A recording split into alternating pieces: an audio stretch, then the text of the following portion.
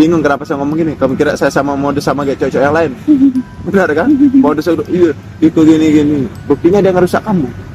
Bahkan salah satu korban mengatakan bahwa sekitar bulan Februari, Agus itu pernah datang ke kamar korban, mengetuk pintu lalu mengatakan, "Nafsu saya sudah naik, mohon bantu saya mengeluarkan cairan."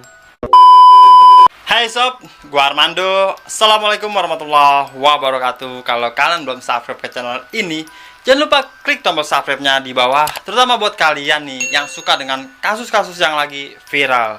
Kasus yang akan kita bahas hari ini adalah satu kasus yang sedang menggemparkan Indonesia, menjadi topik yang didiskusikan sama semua orang. Kasus ini berhubungan dengan seorang laki-laki muda berusia 22 tahun yang bernama Iwayan Agus Suwartama. Agus ini tinggal di Mataram, Nusa Tenggara Barat, dan seorang penyandang disabilitas. Nah, namanya Agus ini sob ya, keseret dalam satu kasus sudah paksa atau pelecehan seksual yang memunculkan perdebatan dan diskusi yang lumayan panas akan apakah dia benar-benar bersalah dan mungkin melakukan semua yang dituduhkan padanya, bahkan dengan kondisi fisiknya, atau apakah dia dijebak dan dijadikan kambing hitam untuk disalahkan.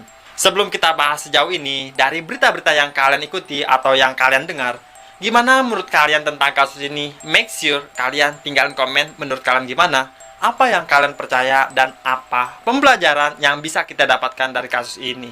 Dan untuk rangkuman dari kasusnya, langsung aja kita bahas bareng. Mari kita bahas bersama. Di tahun 90-an ternyata harga diri dengan kuasanya dia memberikan korek texture walls yang bahkan dia ini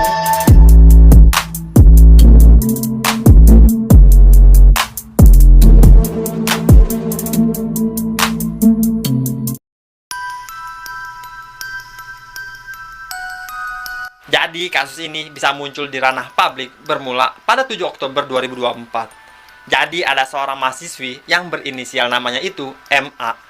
MA melapor ke Polda NTB bahwa dia adalah korban dari tindak pelecehan yang dilakukan oleh seorang pria bernama Agus. Nah, menurut keterangan dari pendamping MA, Adek Latifah Fitri, MA mengaku bahwa suatu hari dia itu lagi nangis sob di Taman Udayana. Nah, MA menangis hari itu di taman karena pada saat itu dia baru saja ngelihat ada sepasang kekasih yang sedang berciuman. Nah, ujuk-ujuk tiba-tiba ada seorang pria yang mendekati. Pria itu adalah Agus. Agus mulai menghibur MA, memberikan kata-kata mutiara, menceritakan juga tentang hidupnya yang sulit dengan kekurangannya. Dan MA yang pada saat itu lagi di kondisi emosional yang kurang baik, akhirnya MA mulai luluh mendengarkan Agus. Agus lanjut memberikan kata-kata motivasi, mendengarkan keluh kesahnya MA, dan mulai memancing-mancing nih informasi dari masa lalunya MA. Agus akhirnya mengatakan pada MA bahwa dia itu kehidupannya sudah dipenuhi dengan ketakutan-ketakutannya dan hal-hal buruk yang bisa terjadi. Lalu Agus menyarankan MA untuk membersihkan jiwanya melalui mandi suci. Dia pun mengatakan bahwa dia biasanya bisa membantu orang membersihkan jiwa mereka dengan menggunakan mandi suci ini. Dan jika MA setuju, Agus bisa membantu melakukan prosesi mandi suci ini di sebuah homestay. Tadinya MA menolak ajakan tersebut, tapi karena pikirannya pada saat itu kacau, Agus pun sangat meyakinkan. Dia juga selalu mengatakan bahwa dia basically harmless. Dia nggak mungkin gitu bisa menyakiti MA. Orang dia nggak punya lengan, nggak bakal gitu, bisa macam-macam juga. Akhirnya MA pun menurut. Mereka pun pergi ke homestay tersebut, di mana Agus membayar 50.000 untuk menempati kamar nomor 6 yang berada di pojokan. Nah, di dalam kamar katanya Agus memang melakukan semacam prosesi merapalkan mantra-mantra, melakukan sebuah ritual sebelum kemudian Agus mulai memaksa MA untuk melepaskan pakaiannya dan mendorongnya dengan badannya. Ditambah lagi, MA juga mengatakan pada saat itu, Agus mulai melancarkan ancaman-ancaman, termasuk membongkar aib masa lalu MA kepada orang tuanya jika dia tidak dituruti. Karena hal itu, MA pun takut dan terpaksa untuk mengikuti untuk melakukan persetubuhan. Nah, itu adalah cerita versinya MA yang melaporkan Agus. Ketika Agus dimintai keterangannya, dia menceritakan kronologi yang sangat berbeda, sob. Pertama-tama, dia langsung bilang bahwa dia difitnah, bahwa dia sebenarnya yang merupakan korban. Agus mengaku bahwa benar dia ketemu sama MA di Taman Udayana, dan Agus menghampiri MA untuk minta tolong diantar ke kampus. MA mengiyakan untuk mengantar Agus ke kampus, tapi alih-alih ke kampus, kata Agus, dia dibawa ke sebuah homestay. Agus menyebut bahwa MA lah yang membayar kamar, MA yang membukakan pintu, MA juga yang sampai melepaskan baju dan celananya dia. Dalam kesaksiannya, Agus mengaku bahwa dia pada saat itu takut melawan karena posisinya pada saat itu dia sudah tidak berbusana. Seperti yang kita lihat secara logika dengan keadaan seperti ini, bagaimana saya mau melakukan kekerasan seksual atau pemerkosaan sedangkan Tiang tidak bisa benar-benar buka celana, buka baju. Dan seperti Bapak lihat baru datang, Tiang masih dimandiin sama orang tua, masih dirawat sama orang tua, masih dibukain baju celana, semuanya kencing, buang air besar masih dibukain. Apa daya saya yang dituduhkan dengan memperkosa orang atau kekerasan seksual? Bagaimana cara saya? Dan itu kan kalau memang terjadi gitu, dia bisa melawan, bisa mendorong dan bisa dan sebagainya. Karena ada dua kesaksian yang sangat berbeda, akhirnya pihak berwajib pun merujuk ke hasil visum yang dilakukan sama MA, di mana ditemukan ada 2 lecet di kemaluannya MA yang diakibatkan oleh benda tumpul dan diduga bahwa benda tumpul tersebut adalah kaki. Nah, setelah ada laporannya MA ditambah hasil visumnya, akhirnya pihak kepolisian langsung melakukan penyelidikan. Dari proses penyelidikannya, polisi menemukan ada 2 alat bukti yang cukup dan diperkuat juga dengan kesaksian 5 orang saksi. 5 saksinya adalah temannya MA, AA, pria yang menjaga homestay, IWK, perempuan yang lainnya yang merupakan saksi tapi juga korban, JBI, seorang perempuan yang hampir mengalami peristiwa serupa dengan MA, LA, dan seorang pria temannya MA, Y. Dan dari semua proses penyelidikan tadi, pada 30 November 2024, Kepala Subdirektorat Remaja, Anak dan Wanita, Reknata 4, di Reskrimum Polda NTB, AKBP, NI Made Pujawati, menyampaikan bahwa Agus telah ditetapkan sebagai tersangka atas dugaan tindak pidana pelecehan seksual fisik terhadap MA. Dan karena itu, akhirnya berita ini mencuat ke publik dan mulai ramai diperbincangkan. Banyak orang yang mengutuk Agus, tapi nggak sedikit juga yang percaya bahwa Agus tidak bersalah karena dia adalah seorang tunadaksa yang tidak memiliki 2 tangan yang sempurna. Agus jadi mendapatkan banyak banget dukungan masyarakat secara moral maupun material. Beberapa organisasi sosial bahkan memberikan bantuan buat Agus untuk memperjuangkan keadilan. Bahkan ada 16 pengacara yang menyatakan siap untuk membela Agus dalam kasus ini. Tim kuasa hukum menyebut bahwa Agus itu selalu bersifat kooperatif dan memberikan informasi yang dibutuhkan. Mereka pun mengklaim bahwa tindakan yang dilakukan Agus pada MA itu atas dasar suka sama suka, sama-sama mau. Yang awalnya yang aktif itu adalah tersangka, namun tapi apa yang sudah kami dengarkan dan kami lihat itu adalah yang aktif itu adalah dari pihak korban. Sejauh ini Agus terbuka di pengacara? Terbuka, sangat terbuka. Sangat terbuka. Kami memohon beliau ini terbuka sehingga kami juga mempunyai ruang untuk melakukan pembelaan. Ibunya Agus pun yakin bahwa anaknya tidak bersalah dan beliau berharap bahwa polisi meninjau ulang penetapan Agus sebagai tersangka. Kaget dan shock sekali Pak, sampai saya pingsan, sampai saya dibawa ke rumah sakit waktu itu Pak. Sampai saya di oksigen, di macam-macam karena saya nggak kuat ngelihat anak saya sudah kondisinya kayak begini. Terus dijadiin tersangka, kan itu tidak masuk di akal Pak. Bagaimana dia buka baju celana sendiri, sementara dari bayi sampai sebesar ini saya yang merawat Pak, yang mandiin, yang semua-muanya. Nah, karena banyaknya dukungan dan juga orang-orang yang mendorong kasusnya Agus ini, akhirnya investigasi lanjutan pun dilakukan. Dan seiring waktu berjalan dan ramainya perdebatan dan diskusi dan pembahasan tentang kasusnya Agus versus MA, ternyata juga memberi ruang pelapor-pelapor lain setelah kasus ini mencuat ke publik. Dan dari 13 korban yang bersuara, diketahui bahwa beberapa kejadian itu dilakukan di homestay yang sama, yaitu Nangs Homestay di Jalan Dr. Sutomo, Karangbaru, Kota Mataram. Saat investigasi lanjutan juga dilakukan di homestay tersebut. Sang pemilik homestay, seorang perempuan bernama Sinta, mengaku bahwa sebenarnya dia tuh udah merasa ada yang janggal dengan aktivitas Agus yang sering ke homestay miliknya. Sinta itu tidak pernah mempermasalahkan kalau Agus datang ke sana membawa perempuan yang berbeda-beda, karena memang dia sudah memiliki KTP dan sudah cukup umur.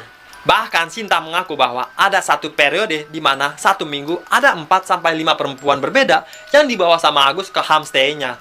Tapi yang janggal menurut Sinta adalah beberapa dari teman perempuannya Agus itu keluar dari kamarnya Agus dalam kondisi yang kelihatan panik atau lari terburu-buru. Bahkan suatu kali Sinta pernah melihat ada yang keluar dari kamar itu sambil menangis. Nah, meskipun Agus sering datang nih ke homestay-nya Sinta, Sinta mengaku bahwa Agus ini bukan langganannya. Karena Agus juga diketahui menginap di berbagai banyak tempat. Saya sudah speak up juga, pada kisahnya ya si Agus memang sering datang ke sini orangnya, hampir setiap hari gitu. Berarti memang sering Agus ini ya, tapi bukan langganan bukan ya? Kalau langganan sih enggak, dia banyak tempat, bukan di sini aja. Oh gitu. Cuman pas kejadian kan di sini. Dia kesini tuh sama cewek atau Berbeda. cewek yang berbeda-beda? Dan pada Senin 2 Desember kemarin, Polda NTB resmi menetapkan terduga pelaku Agus sebagai tersangka pelecehan seksual terhadap 3 korban. Nah, akhirnya pada 11 Desember kemarin, polisi menggelar adegan rekonstruksi versinya tersangka di 3 tempat. Taman Udayana, Islamic Center, dan juga Homestay. Dari sini, kepolisian juga mendapatkan bukti baru karena kalau menurut BAP nih, pas BAP, si Agus mengaku bahwa cuma ada 28 adegan, tapi pas proses rekonstruksi berubah jadi 49 adegan. Nah, dalam adegan tersebut ya, ini versinya Agus, di mana dia dibonceng terus ke homestay gitu. Dan sebelum menuju homestay, mereka ada kesepakatan kalau misalkan siapa nih yang bakal bayar tentang homestay-nya. Tapi dari rekonstruksi terlihat ada perdebatan antara Agus dan korban terkait pembayaran. Sampai korban akhirnya setuju untuk membayar kamar dan melakukan pembayaran sebelum akhirnya diarahkan ke kamar nomor 6. Nah, tapi setelah peristiwa tersebut, katanya Agus tidak jadi mengganti uang korban yang membuat korban akhirnya marah. Argumennya adalah suka sama suka, tidak ada paksaan. Cuma ada ketika kemudian gitu bahwa ada kejadian itu minta uang dan kemudian tidak diberikan, itulah yang merupakan sebab. Tapi setelah terjadinya semuanya adegan itu sudah terjadi, kemudian minta uang, kemudian tidak ada pada saat itu, nah baru kemudian dia dibawa ke sini dan ketemu sama. Nah, menurut Kombes Pol Syarif Hidayat di Reskrimum Polda NTB, ada 2 versi keterangan yang berbeda aktivitas saat berduaan di dalam kamar homestay tersebut. Menurut MA, Agus yang lebih aktif, sementara menurut Agus, MA yang lebih aktif. Ngerti kan kalian maksudnya? Kalau misalnya nggak ngerti sih, ya mungkin belum umurnya kali ya, dan nggak perlu juga untuk dimengerti gitu.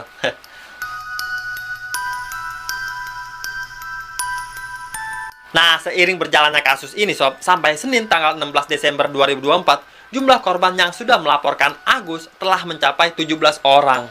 3 diantaranya adalah anak di bawah umur, dan 9 diantaranya 7 dewasa, dan 2 anak-anak sudah memberikan keterangan mereka di Polda NTB. Dan korban-korban ini sebagian besar adalah perempuan yang merasa dimanipulasi dan diancam oleh pelaku. Dan mereka hampir semuanya mengatakan bahwa sebelumnya mereka takut untuk melaporkan kejadian ini karena takut kejadian yang mereka alami tidak dipercaya. Ketua Komisi Disabilitas Daerah Nusa Tenggara Barat, Joko Jurnadi, mengatakan bahwa dari keterangan para korban, Agus itu selalu menggunakan modus yang sama. Dia akan mendekati perempuan-perempuan yang duduk sendirian di Taman Udayana dan Taman Sangkareang, Kota Mataram. Agus sepertinya melihat pattern sob, bahwa orang yang lagi duduk sendirian posisinya tuh lagi galau atau lagi ada masalah. Nah, dengan itu Agus akan mendekati perempuan-perempuan ini, menunjukkan kondisinya, membuat iba para korban, dan mulai meyakinkan mereka dengan kata-kata mutiara, tentang kehidupan, kata-kata gombal, pujian, motivasi. Selagi dia juga sembari menjatuhkan dirinya sendiri, mengatakan bahwa dia nggak punya apa-apa, nggak bisa apa-apa, susah beraktivitas, selalu direndahkan. Akhirnya orang-orang yang dia dekati jadi iba, kasihan sama dia, merasa bahwa dia orang yang baik, dari kata-kata yang mengangkat, memuji, membesarkan hati, simpati sama dia.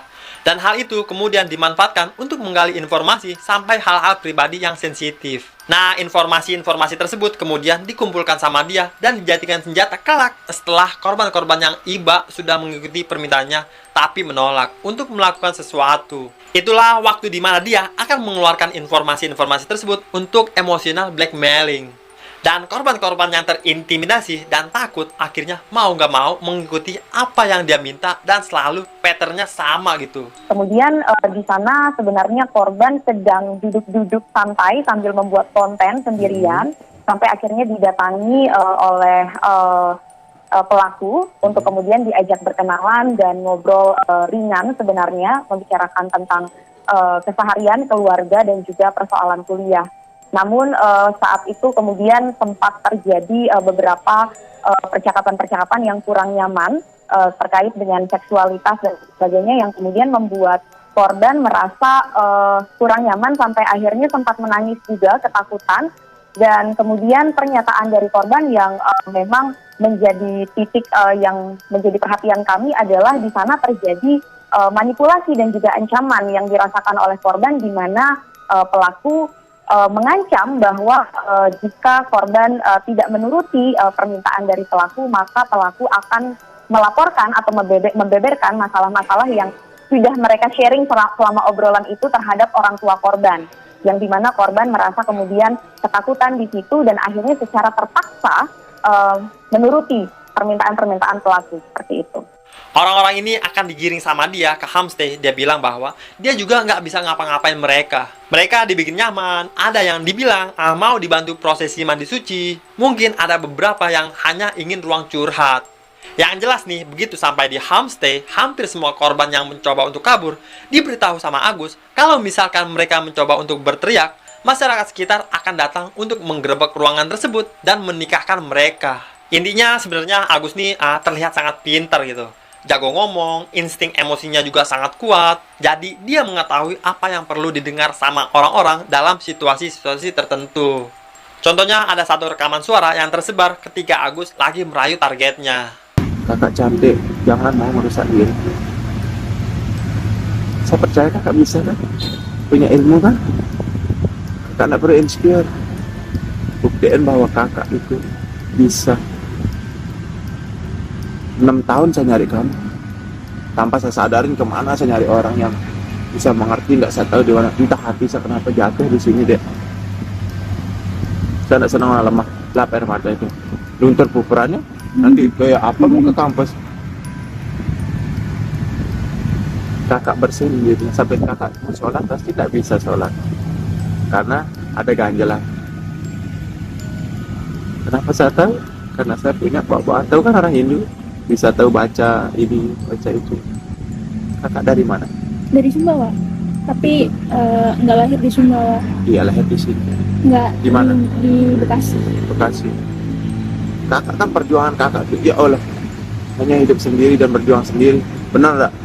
Nekat gara-gara hal sepele. Kakak mau nekat lagi?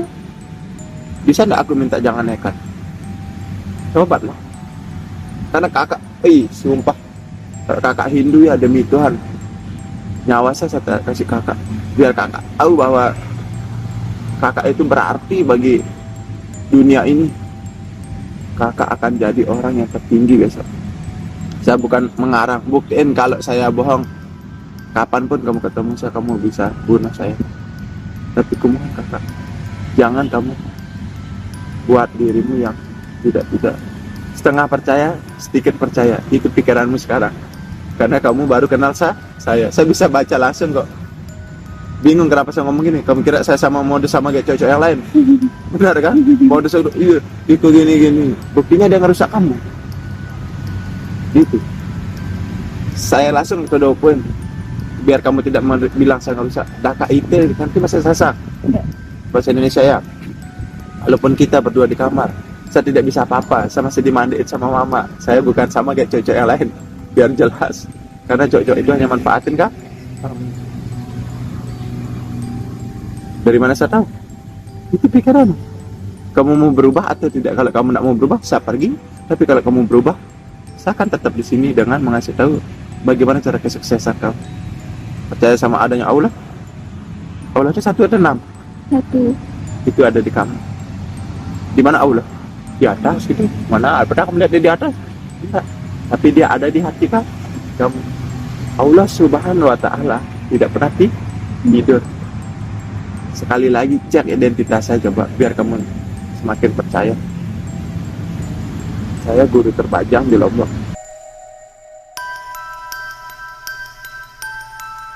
Ada dugaan keterlibatan dari ibunya Agus. Jadi Andre Saputra, pengacara dari korban-korbannya Agus, menduga bahwa ada keterlibatan dari ibunya Agus sendiri, IGAA. Kata Andre, hampir 15 korban meminta juga agar ibunya Agus juga turut diperiksa. Tampaknya dari 15 orang itu semua, ada pola yang sama di mana ketika Agus sedang melakukan aksinya, dia akan meminta sang korban untuk melepon ibunya. Bahkan salah satu korban mengatakan bahwa sekitar bulan Februari, Agus itu pernah datang ke kamar korban, mengetuk pintu lalu mengatakan, "Nafsu saya sudah naik, mohon bantu saya mengeluarkan cairan." Dan saat korban menolak, Agus kemudian mengiming-imingi korban bahwa dia akan memberikan 1 kilogram emas atau 1 batang emas. Jadi, untuk meyakinkan para targetnya, Agus akan mendesak mereka untuk menelpon ibunya untuk basically meyakinkan mereka bahwa dia itu orang baik-baik gitu. Nah, yang untuk korban Februari itu, Agus juga meminta dia untuk menelpon ibunya. Di mana pas telepon tersebut diangkat, Agus langsung bilang, "Mak, saya ingin memberikan 1 kilogram batang emas kepada perempuan ini," gitu. Terus ibunya Agus mengatakan, "Iya." Entah apakah ibunya benar-benar tahu nih modus operandinya Agus secara lengkap, atau mungkin ibunya mikir kayak, "Oh, ya udah deh, ini kayaknya Agus lagi suka sama cewek deh, bantuin aja dah, biarin nggak apa-apa," gitu. Tapi dia nggak tahu bahwa anaknya itu udah masuk ke tindak kriminal gitu. Tapi gua setuju sih, kalau misalkan emang ada yang terlibat, harus diselidiki lebih lanjut dalam kasus ini. Mungkin gitu. "Mbak, bisa nggak saya minta tolong? Saya pengen kencing ngunin coba. Padahal Leno tuh aku rame dengan taman nu kembi aku do. Aku lain eneng tulang. Padahal itu mama kena kembi dek ijo mama lain no. Kembi maku lain sanine. Nah kebetulan di taman tie deket kance Pak Batur kan. Nah akhir jarin aku nek semel jak kenendek kan, nek semel jak kenendek jarin. Oh, au kan ani juga nah, lagu bahasa Indonesia waktu nu kadun. Ingat ke nih, ara bukti nah. Ingat ke nih yang kenu disuruh aku telepon mak, disuruh aku telepon mak, coba cek mak antien den sekomplotan non kancana kan. Sensuruh aku telepon mak meniunin.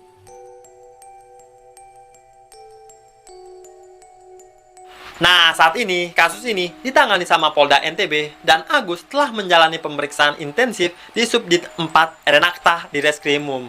Nah, proses hukumnya masih terus berjalan, termasuk pengumpulan bukti digital forensik yang melibatkan rekonstruksi peristiwa. Jadi lagi disisir nih semua media sosial, orang-orang yang memiliki bukti-bukti dari Agus, termasuk bahwa kayak, oh ternyata beneran nih, dia tuh nggak selemah itu. Karena muncul video-video bukti bahwa dia bisa memainkan alat musik dengan kakinya gitu, menyetir motor, buka bungkus coklat, dan sebagainya. Halo bosku, jalan-jalan putra bosku. Satu kata. 1.2 koma, kamu cantik, aku yang punya. Muncul juga sebuah video perbincangan semacam podcast gitu, di mana dia menjelaskan apa yang bisa dia lakukan dengan seseorang perempuan dan sebagainya. Sembari menunggu hasil penelitian, jaksa penyidik kepolisian juga memperpanjang masa penahanan tersangka dalam status tahanan rumah dalam jangka waktu 40 hari ke depan, terhitung Selasa tanggal 2 Desember 2024. Kombes Syarif Hidayat selaku Direskrimum Polda NTB juga mengatakan bahwa pihak mereka telah menetapkan Agus sebagai tahanan rumahan karena fasilitas tahanan untuk penyandang disabilitas itu belum memenuhi. Nah, tapi hari ini juga sampai sekarang nih, masih ada dua kubu. Kalau misalkan gua baca-baca online, karena memang kasus ini tuh memicu kontroversi yang luar biasa ya di Indonesia, di kalangan publik itu terutama. Banyak sekali yang menyerukan keadilan bagi para korban dan percaya bahwa memang kekerasan seksual itu bisa terjadi terlepas dari keterbatasan fisik sang pelaku. Pastinya banyak banget penekanan publik akan pentingnya proses hukum yang adil dan sensitif terhadap korban. Dalam riset video ini, gua juga sempat melihat beberapa konten-konten yang jatuhnya malah merendahkan korban-korbannya gitu. Seperti kenapa mereka tidak melakukan ini, kenapa mereka tidak melakukan itu pada seorang penyandang disabilitas. Harusnya Agus mereka gituin aja gitu, mereka dorong aja gitu, tendang, seakan meragukan kesaksian mereka. Selagi menurut gua nggak apa-apa untuk berdiskusi untuk mencari kebenaran bersama. Tapi di sisi lainnya, kita juga harus punya empati karena kita sebenarnya tidak tahu sejauh apa manipulasi seseorang pelaku bekerja pada orang-orang yang memang ditarget olehnya dalam kondisi yang lemah. Di sisi lainnya, memang banyak masih orang-orang yang mempertanyakan apakah tuduhan-tuduhan terhadap Agus itu valid. Apakah mungkin dengan disabilitasnya, apakah Agus sebenarnya adalah korban? Karena dia hanya berhasil meyakinkan seseorang untuk tidur dengannya, lalu dicap sebagai pelaku pelecehan seksual. Dan menurut bukti-bukti yang dikumpulkan sih ya, so far menunjukkan bahwa memang ada manipulasi, ada juga blackmailing, ancaman. Jadi kalau misalkan kalian mau kawal aja kasusnya. Selagi pihak berwajib juga terus melakukan investigasi untuk menemukan lebih banyak bukti, baik yang meringankan atau memberatkan sang tersangka. Kalau menurut kalian gimana sob? Coba komen di bawah. Dan jangan lupa di subscribe karena gua udah nggak sabar bertemu kalian lagi di video-video selanjutnya. Gua Armando, assalamualaikum warahmatullahi wabarakatuh.